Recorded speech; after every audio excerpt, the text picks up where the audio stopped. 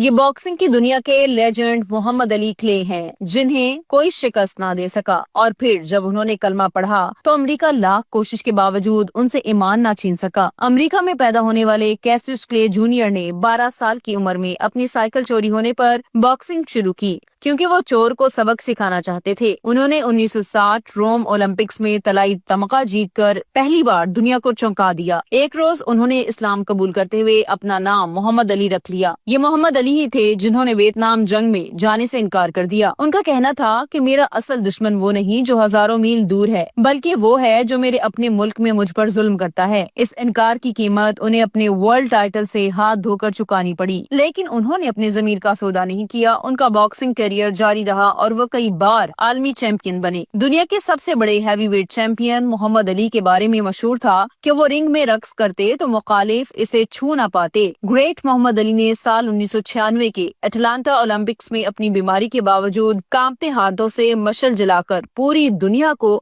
رلا دیا تھا۔